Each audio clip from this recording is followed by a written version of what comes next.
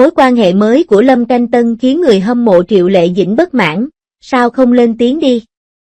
Bạn thấy đấy, thời buổi này, một ngôi sao muốn yêu còn khó hơn cả việc Đường Tăng lấy được kinh Phật. Nó dễ dàng gây ra một cơn bão đẫm máu và liên lụy đến vô số người vô tội. Nhìn kìa, Lâm Canh Tân đã mua một ít hoa và thậm chí còn nghĩ mua được Triệu Lệ Dĩnh lên top tìm kiếm hot, thật là tuyệt vời. Sự việc xảy ra là Lâm Canh Tân bị chụp ảnh đang đi dạo ở chợ hoa cùng một cô gái đi theo anh. Thông thường, việc ai đó đứng cạnh một ngôi sao là điều bình thường. Những người chứng kiến chỉ thở dài, lại đổi người nữa à, và sau đó thả nó ra, nhưng có một anh chàng tên là Sử Thụy Nghĩa cứ khăng khăng đòi ra ngoài gây rắc rối. Đầu tiên, cô ấy like bài đăng của Phan Chính Phú, ngụ ý rằng tôi là vợ hợp pháp, sau đó cô ấy nhanh chóng phủ nhận, nói rằng với tốc độ tay như vậy. Tôi đoán anh ấy hẳn đã luyện tập sách hoa hướng dương, hiện tại, radar buôn chuyện của cư dân mạng đã hoạt động hoàn toàn. Đủ loại thuyết âm mưu và phim truyền hình đấu đá trong cung điện liên tiếp xuất hiện. Sử Thụy Nghi bị buộc tội là một con đĩ ham danh vọng, một con đĩ lắm mưu mô. Triệu Lệ Dĩnh cũng bị lôi ra để chọn phe, như thể Lâm Canh Tân là một miếng thịt của Đường Tăng, ai giành được thì sẽ là người chiến thắng. Bạn có nghĩ điều này là nực cười không? Khi đó, Trương Vô Kỵ do tiên sinh Kim Dung tạo ra cũng là một người đàn ông có nhiều nợ tình, Chu Chỉ Nhược, Triệu Mẫn, Tiểu Triệu, Ân Lệ, tất cả đều là những mỹ nhân tuyệt sắc. Đều có tình cảm sâu đậm với anh. Trương Vô Kỵ đã làm điều đó như thế nào? Nếu thiếu quyết đoán và dao động, hậu quả sẽ là gì? Anh ta không chỉ làm tổn thương tình cảm của mọi người mà còn có một kết cục không rõ ràng. Trương Vô Kỵ, vụ bê bối với Srei đã diễn ra từ lâu rồi.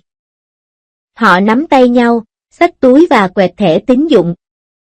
Họ đã làm mọi thứ họ cần làm, nhưng cô ấy vẫn từ chối đưa ra lời giải thích rõ ràng. Bây giờ, Sử Thụy Nghi đã bị mắng. Triệu Lệ Dĩnh cũng vô tội bị liên lụy. Còn anh ấy thì sao? Ẩn mình trong góc và lặng lẽ trở thành người vô hình. Tại sao chuyện này lại xảy ra? Bởi vì ông ấy muốn chơi trò an toàn vì quá nhiều.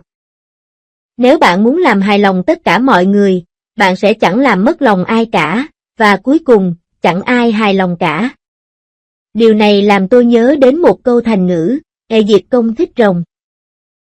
Lâm Canh Tân có thể đã mắc phải sai lầm tương tự, tận hưởng sự chú ý và lượng người theo dõi mà vụ bê bối mang lại, nhưng lại không muốn chịu trách nhiệm tương ứng. Thành thật mà nói. Người nổi tiếng cũng là con người, nhưng vì bạn đã chọn con đường của người của công chúng nên bạn phải chịu cái giá tương ứng. Việc che đậy và mơ hồ chỉ khiến mọi việc trở nên phức tạp hơn và khiến nhiều người bị tổn thương hơn, nhưng câu hỏi đặt ra là liệu những người nổi tiếng có thực sự có quyền tự do lựa chọn hay không?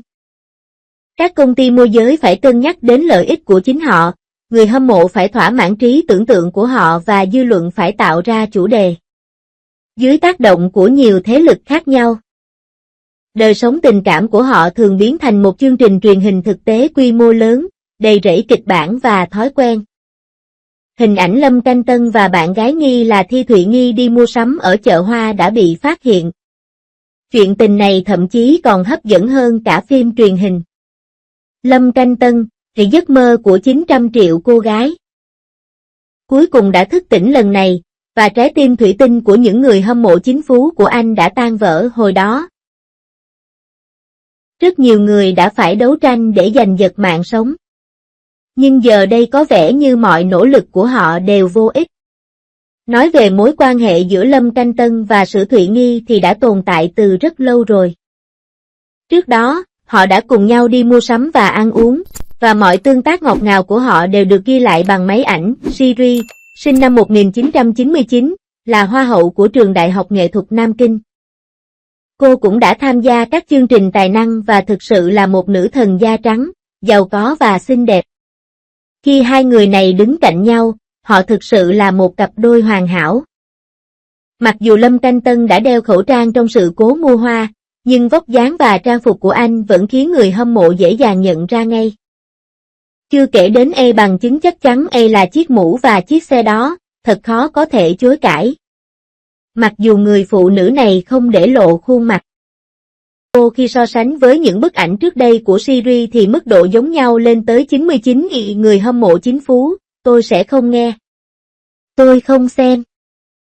Tôi giả vờ không nhìn thấy. Trước mối quan hệ được xác nhận này, người hâm mộ chính phú đương nhiên cảm thấy đau lòng. Một số người đã đào lại những cập nhật trước đó của Siri. Cố gắng tìm manh mối để chứng minh rằng người phụ nữ mua hoa là người khác, những người khác lại ám ảnh với cái gọi là chi tiết mối quan hệ từ trước, chẳng hạn như nhẫn, địa chỉ, vân vân. Cố gắng chứng minh rằng Lâm Canh Tân và Triệu Lệ Dĩnh là tình yêu đích thực. Nói thế nào nhỉ? Tinh thần lừa dối mình và người khác này thực sự rất cảm động trên thực tế. Việc các diễn viên tương tác với nhau trong thời gian quảng bá là bình thường, và họ cũng có thể là bạn bè ngoài đời. Nếu bạn cứ khăng khăng giải thích những điều này là tín hiệu tình yêu và chỉ là bộ quần áo mới của hoàng đế hay sao? Điều khán giả thích là tác phẩm chứ không phải cuộc sống riêng tư của diễn viên, thay vì đắm chìm vào thế giới tưởng tượng của chính phú, tốt hơn hết là hãy chú ý nhiều hơn đến tác phẩm của các diễn viên. Đó chính là sự hỗ trợ lớn nhất dành cho họ, tặng hoa cho người phụ nữ đẹp, tình yêu ngọt hơn mật ong, người nổi tiếng cũng là con người, có cảm xúc và mong muốn. Đây là sự tự do hẹn hò của Lâm Canh Tân và Thời Thụy Nghi là một người hâm mộ, thay vì khóc lóc và làm ầm ĩ, tốt hơn hết là hãy gửi lời chúc phúc. Rốt cuộc, dưa ép thì không ngọt. Và chính phú ép thì cũng không thơm, nói một cách thẳng thắn thì vấn đề này chính là ra sô mân, mỗi người đều có lập trường và cách giải thích riêng. Và ai cũng muốn đạt được điều mình muốn từ lập trường và cách giải thích đó. Và sự thật là gì? Thường bị chết chìm trong dòng thông tin. Điều thú vị là nếu bạn nhìn vào những ai trong số họ không chính trực và dũng cảm, họ cũng trung thực và thẳng thắn khi nói đến cảm xúc của mình. Nếu tôi thích thì tôi thích. Nếu tôi không thích thì tôi không thích. Tôi sẽ không bao giờ mơ hồ hay không rõ ràng. Suy cho cùng, câu nói cũ vẫn thế, khi làm người, hãy cởi mở và chân thành hơn. Đừng làm những điều đơn giản trở nên quá phức tạp, và đừng lấy cuộc sống của người khác làm chủ đề trò chuyện của riêng bạn. Suy cho cùng, thế giới này đã đủ hỗn loạn rồi.